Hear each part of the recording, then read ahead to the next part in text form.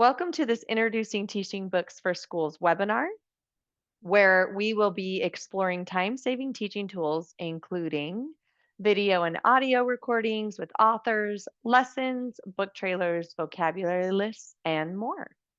Discover ways to deepen connections to books with online materials to engage readers, support families, and facilitate collaboration.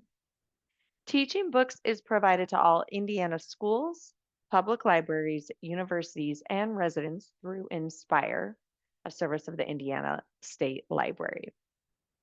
So let's go ahead and learn a little bit more. If you are new to Teaching Books, our mission and vision is to equitably give all readers insights and opportunities that deepen their understanding and the joy of the books they are reading.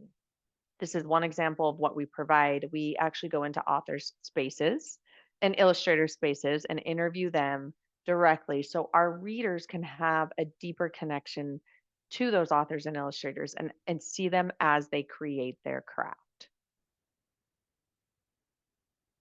To on Teaching Books, we will be exploring and discovering games, activities and lessons, book readings, book trailers, author interviews.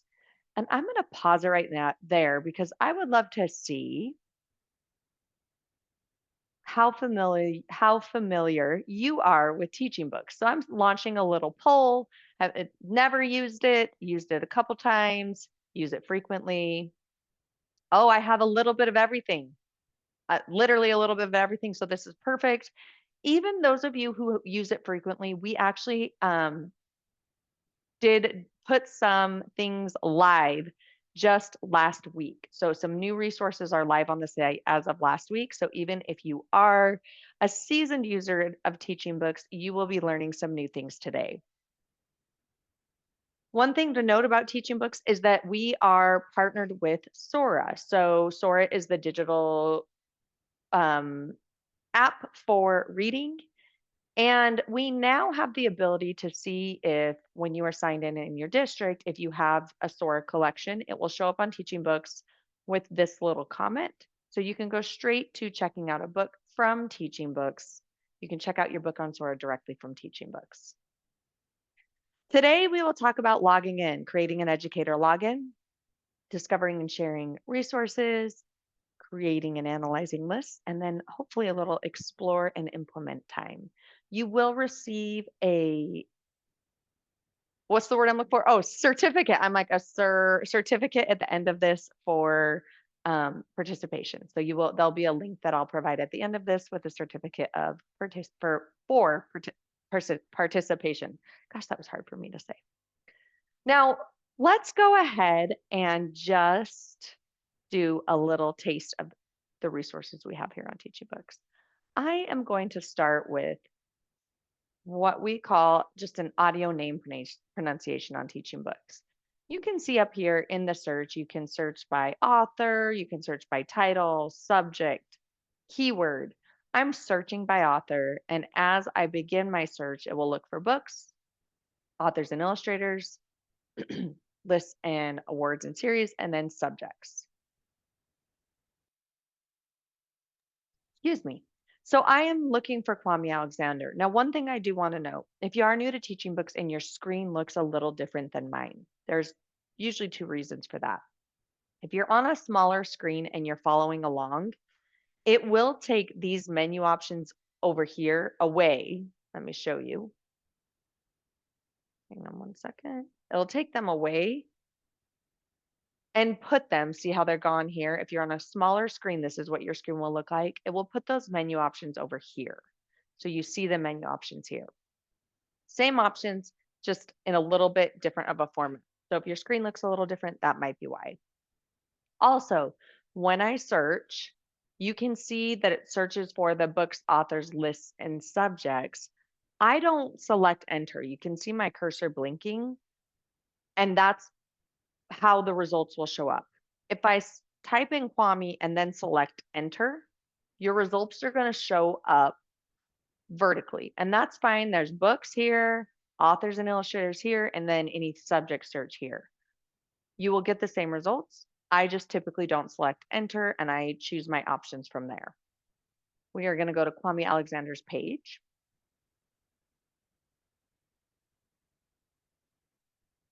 And then what you're going to see here is what a book page on Teaching Books looks like. It will have author information and a summary of the resources that we have on Teaching Books for them. But the one I want to just start with is what we call our name pronunciations. And these really are just the authors introducing themselves. Hi, my name is Kwame Alexander. It may be a little difficult. It's a name that comes from Ghana, a West African country, and it means born on Saturday. I'll tell you a little secret. I was born on Wednesday. I asked my parents, what were you thinking? Anyway, I love the name. It's really cool. And when I got married, I told the preacher, because I didn't want him to mess up my name when he got to that really important part, you know? And so I said, look, think of the word Swami. You know, a Swami, but with a K, Kwame. So he got up there and he said, do you, salami, take this? And I said, really? And then he kind of caught himself and he said, do you, pastrami? Oh, my goodness. Look, people, it's Kwame Alexander. Don't forget it. Kwame. This is a very popular name pronunciation. These really are just the authors introducing themselves. You have the ability on Teaching Books to translate into over 100 languages. So depending on the needs of the readers that you're working with, if you wanted to share this, maybe with readers, you have an Arabic population and you want to share this with them, you can share it. And when you press play, hi, my name is Kwame Alexander. It will follow along with the author illustrator as they're speaking in English. So that can really help meet the needs of some of the different learners you might be working with. Let's go back and pause and talk about signing in before we explore more. Now, just so you have an idea of what it will look like today, we will be exploring resources. So I'm going to start with middle and high school resources, and then I'm going to show you what a lesson or a read aloud could look like before, during, and after using Teaching Books. So you get an idea of how you can incorporate the different resources. It can be done at any level. I'm going to be using a picture book when I give the example, but you can do it with any book. So let's step back and just talk about logging in. When you go to Teaching Books, if you're in district, it will say welcome in your name here. Mine says anywhere school because I'm presenting to everyone right now. But if you are not in district, it might say, let me switch to student login in. Let me sign out here so you can see what it will look like. It might just say sign in, sign up, and that's fine. If you're at home and you're viewing this webinar, it might say sign in, sign up. What you can do, and I'm going to send, whoops, let me go here. I want to put the link to login in the chat for you. So if you do want to follow along, feel free to click on that link. And now I'm going to actually sign in with Inspire. And you can see, I'm sorry, I did that so fast I didn't give you let me switch again. I just want to note some of the options here for signing in because we do have the ability, to do single sign-on options. Now I put a direct link to sign in the chat. If you come to the Teaching Books homepage, let me show this really quick. If you come to the Teaching Books homepage and it says welcome maybe in your district here and your district here, that's fine to be logged in that way. That is how your students will see it. And that means they'll have access to the resources, but they can't save or customize anything. And I will be showing you how to do that today. So it's really useful to create an educator login. To do that, if you don't use the link I put in the chat and you're just on the page, you select the 3-line toggle menu here, and then you select educator login. Now you can see there are single sign-on options. So you can select these. If we are not signed up with Clever or ClassLink, but your district has it and you want it signed up, just send an email and we'll work on getting it set up with you. Or if you're a Google district, you can use that. If none of that applies, you can just type in your work email here and then select sign in. If you've never signed in with Teaching Books before, it will take you through a quick registration page where you will create a password and then you'll be logged in. And you'll you will know you're signed in because it will say welcome and your name in the upper left corner. And then it will say welcome in your district name here. So let's start exploring. I'm going to start by typing in a title this time, and I'm going to type in The Enigma Girls. And as you see, as I start searching, it will look for books, authors, lists, and subjects just like before. And I did not select enter, and I'm going to select the Enigma Girls here.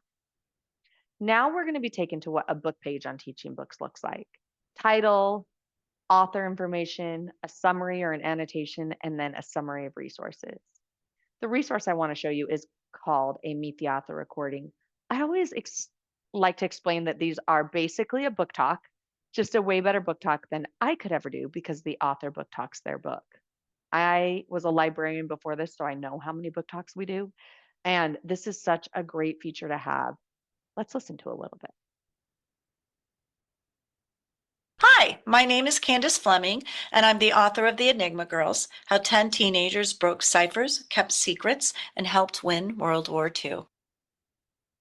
Oh gosh, you know what? I cannot help but feel like the book chose me. Like it was a story longing to be told, and for whatever reason, it chose me to do the telling. I'll explain that. I went to this museum outside London, England called Bletchley Park. And during World War II, Bletchley Park had been a top secret code and cipher facility. And until I visited the place, I had always thought that only men worked at Bletchley Park because those were the people that I'd heard about, Alan Turing, Tommy Flowers, Dilly Knox. So I was really surprised when I got there to learn that of the thousands of people that ended up working at Bletchley Park by the end of the war, 70% of them, they were females. And most astonishing, they were females between the ages of 14 and 19. So I literally stood there at the museum and went, what? Teenage code breakers? And, my next question was, why hadn't anyone told me? And so I kind of dove into that research and I surfaced with this, what I think of as a never before told story about 10 teenagers whose work ultimately saved thousands of lives. According to historians, the work at Bletchley Park shortened the war, can you believe it, by 2 years. I'm going to pause it there. So interesting. I love hearing the background, the inspiration, and then for these nonfiction titles, you'll hear about the research process. What a great way to introduce these titles, get your readers interested in reading them. And any of these titles on Teaching Books can be freely shared. So you see this red arrow, you can see that under any book page, list, any specific resource like this. And if you select it, it will take you to the sharing tools. One thing to note is that you can share with full site exploration or this resource only. If you select this resource only, the menu options along the top and the side will be taken away so that your readers only see that one resources and can't continue exploring. We call it just a more focused option. But you can share with a link, and when you share with any of these options, whoever you share with will have direct access without logging in. You can share with your students, with the community. If you're doing a literacy night, you can share with colleagues. There's the link, and then there's printable options as well: bookmark, flyer, label sheet, shelf talker. Shelf talker is always a very popular option because it can create an interactive space or display immediately. And what it does is it brings up a page that's ready to be printed with a dotted line. And the idea is that you hang this over the edge of your shelves um, to create that interactive space, and your readers can scan this code and they'll be taken straight to the author talking about their book. We have been lucky enough to have some librarians send us some pictures of what that looks like in their space. So this one just chose to hang these over the edge of their books. That's a welcome back display. You can imagine you could do this with any kind of like state award winning books, any books you want to feature, but you can infuse those into your displays. These are what the bookmarks will look like. There's a QR code and a link to visit, as well as sign in information. So if your students take these home, they listen to this resource, they're really interested and they want to explore more, they will have sign in information to sign in at home too. There's also labels, and the labels, if you select the label option, it will print 10 labels that go to the same resource. So if you do have, maybe like we listened to Kwame's name pronunciation, if you have 10 different books by Kwame or 10 copies of the same books by Kwame, you could print labels for those and then have them live maybe in the inside cover so that whoever checks the books out or accesses them will have direct access to that name pronunciation. So let's go back to the site. That's some of our share options. And that's just what I did is I searched for one specific title.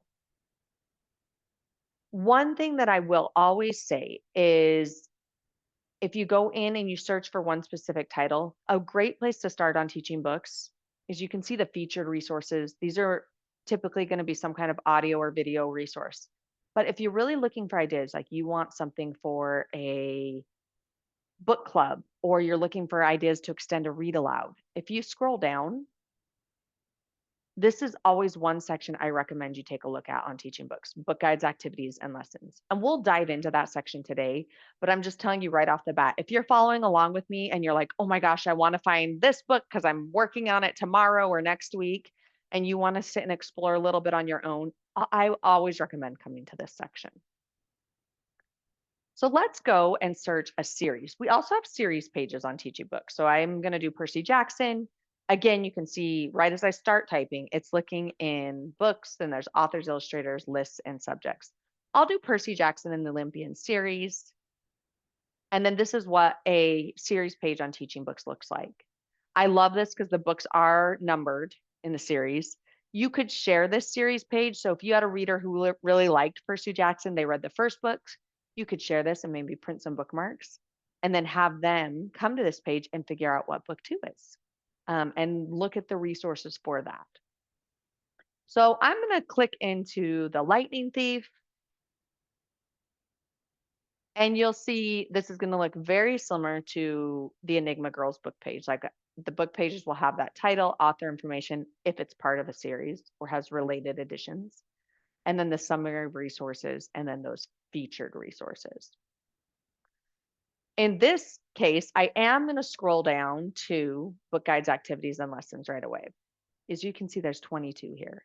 We have a team of professional librarians that goes and vets sites and finds resources. We create our own lesson templates here on TeachingBooks, and those are highlighted in red.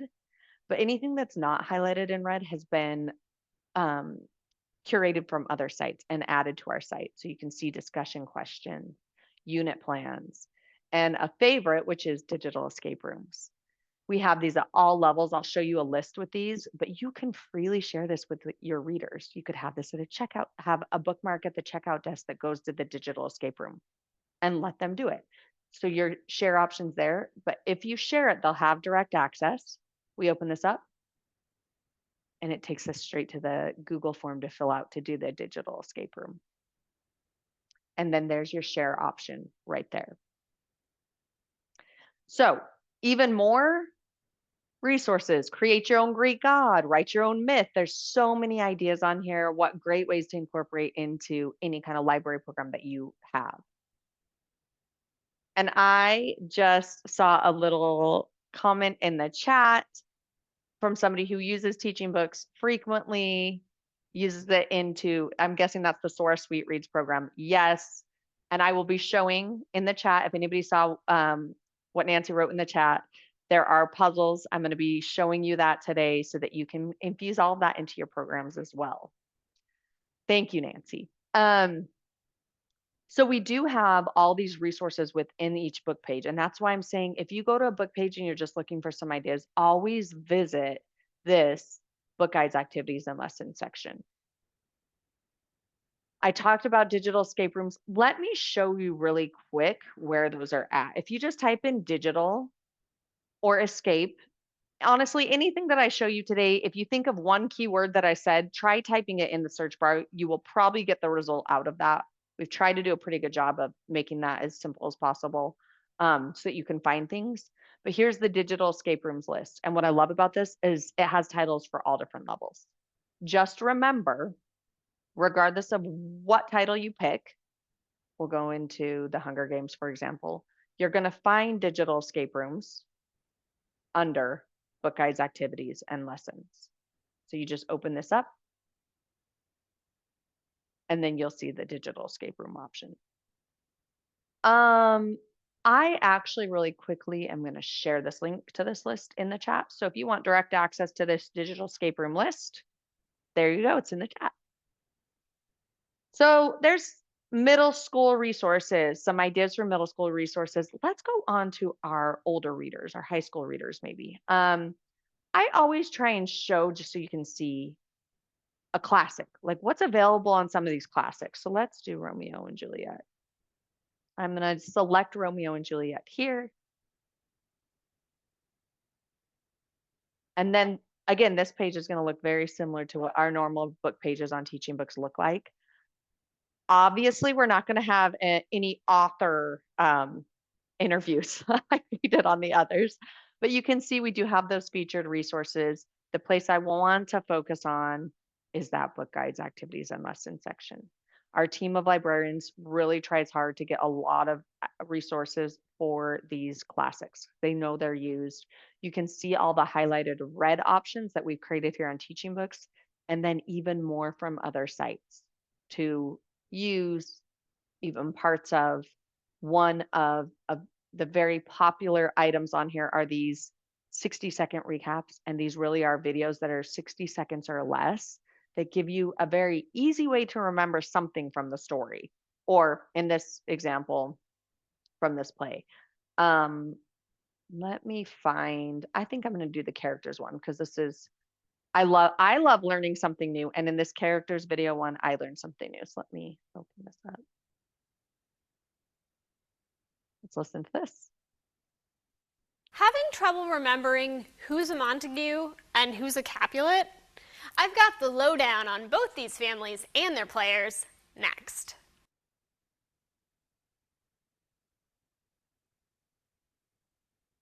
First, a memory trick. All the main characters who are Montagues have names that end with vowel combinations, just like the name Montague. Romeo, Benvolio, Mercutio. Easy, right? Same thing for the Capulets. All the main characters who are Capulets have names that end with consonants, just like the name Capulet. Juliet and Tybalt. See?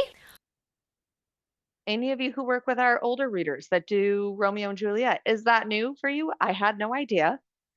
You can freely share this. It could be posted to Google Classroom or something just as an introduction before they even start, so they have an easy way to remember which characters belong to which family. So that is just a very easy way to, share a resource. And yeah, I had never heard it before either, but easy way to share a resource and make it kind of easier on our readers too, because we all know that Shakespeare is not the easiest thing to read. So that's example of middle and some high school resources. So what I want to do now is kind of take a step back and show you what it can look like to use Teaching Books before, during, and after a lesson. Let me go here. I said that in this example, I'm using a picture book for the example, but you can do this with any book. I'm just showing you where to find the resources. So before reading, what can we do to get our readers excited before reading?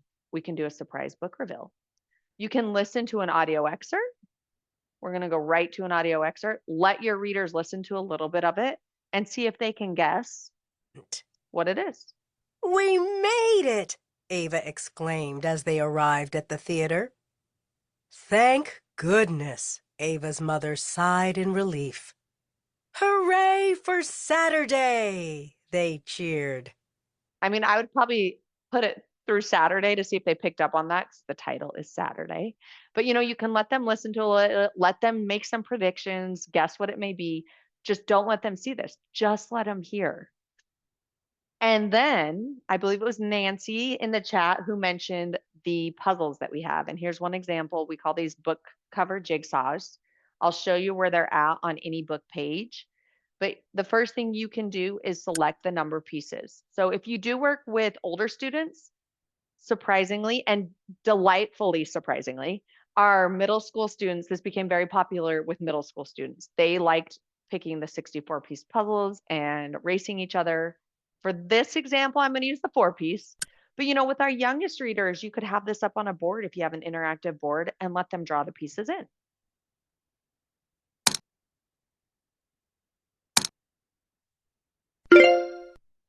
Yay! And then you can see our time there. But that's a great way to reveal the mystery of what the next read is going to be or what the next unit will be. Let me show you really quick on any book page.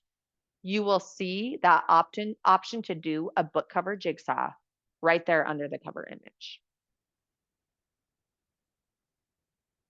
Now, when we talk about doing these lessons or units or book club, we always want to create a purpose. We're thinking about what are we going to tell our kiddos? What are they going to learn? What are they going to see? How can we get their background knowledge activated and thinking, and how can we get them to connect? Well, thankfully on TeachingBooks, we have several ways to do that with our authors and illustrators that I've already showed you, but I'll show you with Saturday too. The first thing you can do is let the author or illustrator introduce themselves. My name is Oge Mora. Sometimes I've found that people can stumble over my first name, and so whenever someone's having difficulty with it, this is what I tell them. I just tell them, all you have to do is remember this little rhyme, okay, okay. And whenever someone hears that, they're like, oh, okay, okay, okay. And then after that, there's never any issue. I love the rhyme. So there's one way we can let our readers connect with those authors, let them listen to the author, let them see a picture of them. And then let's listen to the background and inspiration for this title. Why did they create it? Hello, my name is Oge Mora, and I'm the author and illustrator of Saturday. And I'm going to tell you a little bit about how I came to create this book, and then I'll tell you a little bit about my favorite spread. I wanted to do something that spoke to the preciousness of time that we spent with loved ones. And it isn't always about spending all of our time together, but I hope that this book, Saturday, shows that it's about cherishing the moments that we do have. Growing up, my mother worked full time, and so that meant she was very busy, and so I didn't always have a lot of time with her. But when she did have a moment, she would take me and my sister out to cool landmarks or museums that were around Ohio, where I grew up. And so while I truly did enjoy going to these ridiculously fun places, it was the spending time with my mom. That was the thing that I loved most and why I really cherished those experiences. And so I really wanted to make a book that celebrated that feeling. I think that's just lovely. Celebrating that feeling of spending time with family or your loved ones. So there's a great way to let them connect both to the author, to the book, and be ready for this read. You can pre-teach essential vocabulary, identify genre, text structure, ask questions, make predictions.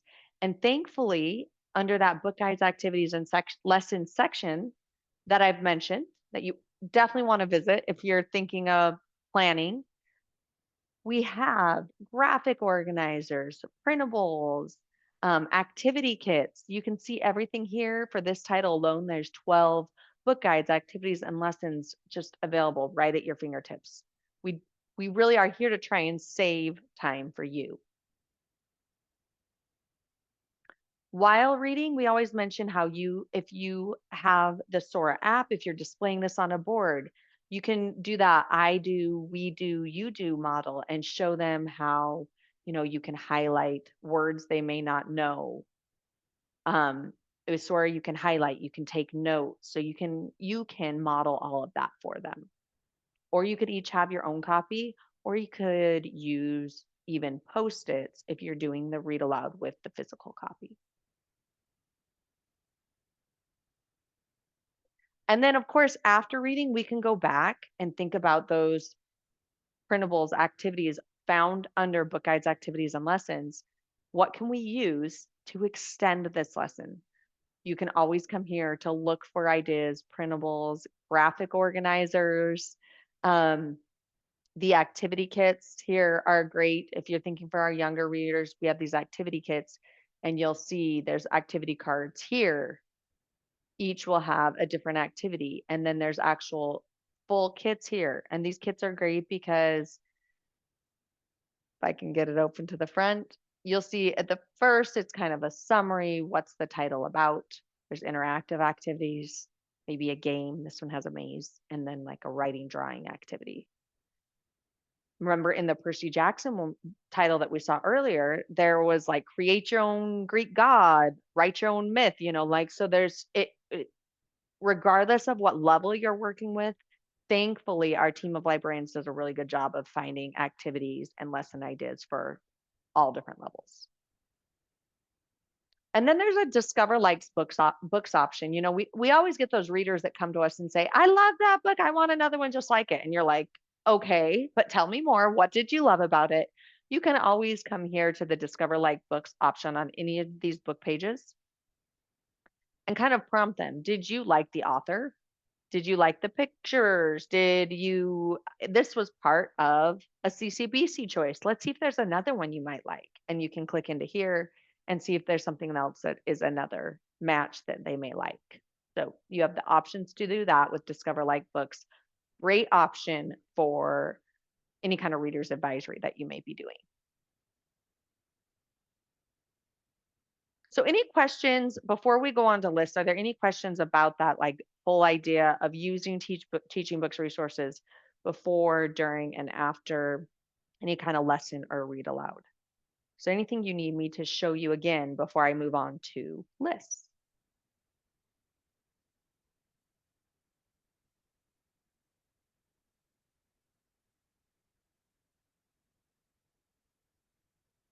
If you have any questions, you can put them in the chat. I do have my eye on the chat. So if you do have any questions, just go ahead and put them in there and I will make sure I get to them. So next up, we are going to talk about lists and how you can create lists on TeachingBooks. And by lists, I mean, maybe you have featured displays that you do for each month and you have titles picked out. Well, maybe come on here and see what resources are available. You could be just featuring award-winning books or recently purchased books. You can always create those same lists on TeachingBooks and see what resources there are with them. First of all, if you search for Indiana up here, or if you go to the 3-line toggle menu here and then go to your reading list, you will see the Indiana award-winning list. So you'll see these 3 here, but then you can do see all, and you'll see all the award-winning books on here. Let me scroll back up. So if you are thinking of featuring any of those, you can always come here and see. If you click into any of the list, so here is Elliott Rosewater, Indiana High School Book Award. You have this. You can always feature by resource type over here. So if you wanted to feature some of these titles, maybe you're like, how can I get them interested maybe in reading? Which ones have book trailers? Let's go see. You can filter here by the titles that have book trailers. And then when you click into any of these, let's do Warrior Girl. Oftentimes the book trailers will be featured up here, but if it's not under the featured section, just go to those accordion menus and you'll see book trailers toward the bottom. But what's great about this is you have that same share option. You could share if you want to do a display with these award-winning titles. You can share with bookmarks. You could put shelf talkers out. There's so many different ways to create that interactive display. And then if you're just thinking you want to have your own wish list and see, what resources are available with maybe some titles that you have in your mind or thinking about purchasing, you can also create your own list. So let's say I'm going to go to browse here. I'm not sure. I just want to create my own wish list of recently published titles. The first thing I can do is go to see all collections and then think about what you want to filter by. I think the first thing I'm going to do is filter by grade level. Let's say I'm doing 7-8. It's going to take a minute because that's a big collection. And then over here, I can filter even more. Now, I did say I wanted year published. Let's see current year, because I want some brand new 2025 titles. And I still have a really big list here of 881 titles. So I'm going to filter even more by resource type.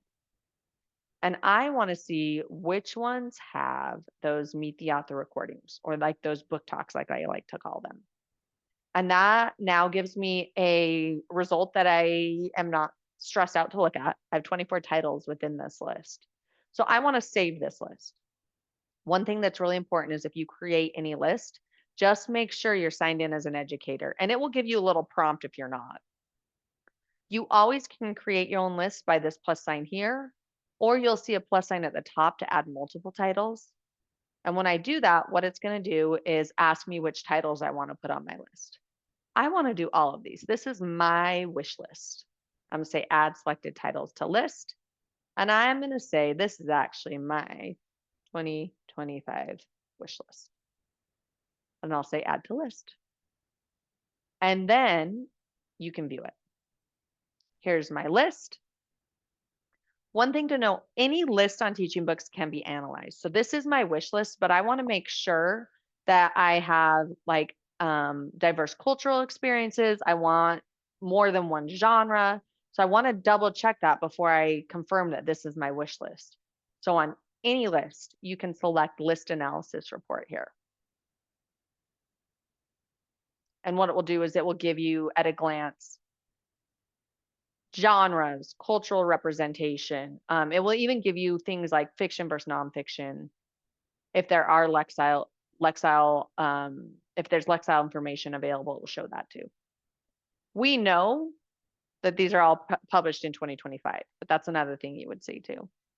And then here's my cultural experiences that are included in this list. And I can click on any of these lines to see which titles fit into those cultural experiences. I have a lot of genres represented, so I'm pretty happy about that. I have a lot of curricular areas represented too. Now, down at the bottom, you can see what's not represented.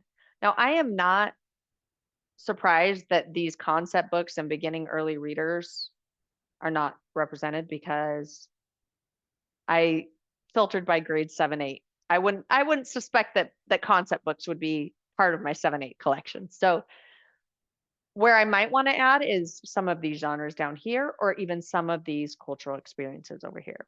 You can click on these links and filter within those collections and add to the list if you want to. Now, once the list is created, it will save to your account. You can go to your 3-line toggle menu and then go to your reading list, and you'll see any list you created. And there's my wish list there. Any questions about creating a list?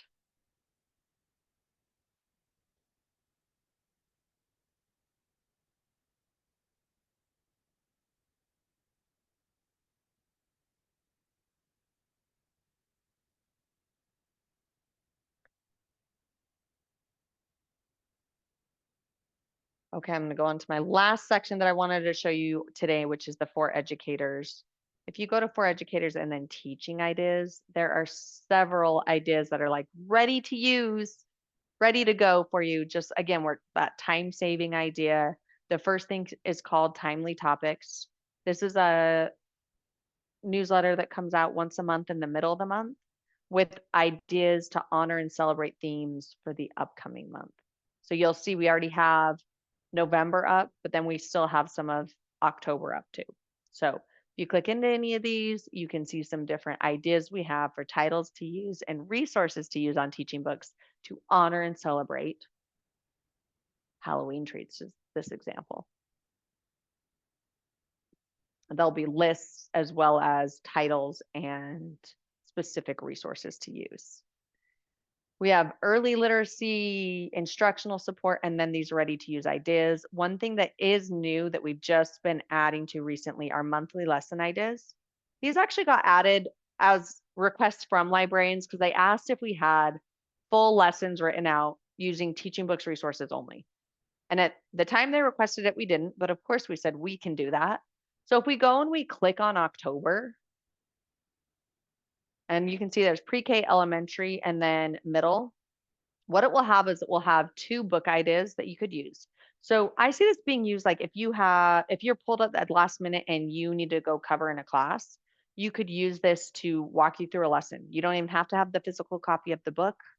If you have a sub, you could put this in your digital lesson plans and they can just click on these links and literally walk through the lesson.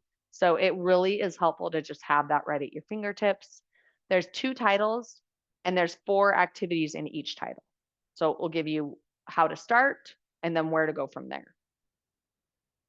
And then there's also an author study if you want even more. So those are monthly lessons. You can type in monthly lesson in the search. You can type in teaching and you'll go to that teaching ideas section, but you'll be able to find them that way. So like I said, remember those keywords. If you can remember the keywords, you'll be able to find anything, but you can always email me if you can't find anything. Lastly, there is help.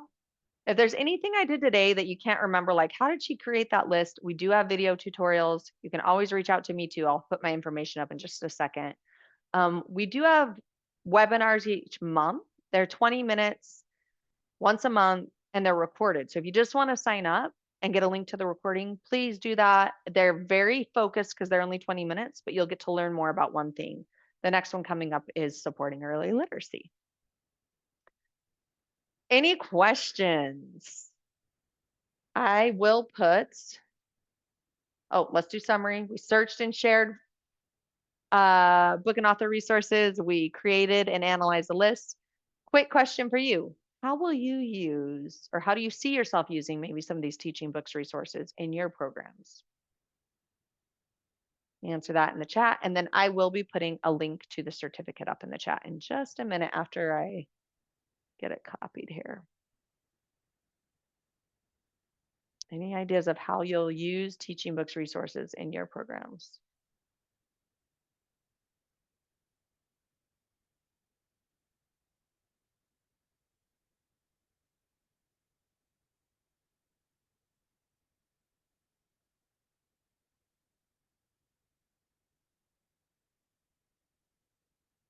And while I'm waiting for some answers, I am going to go ahead and stop the recording so that we can be a little more casual here. Okay, stopping the recording now.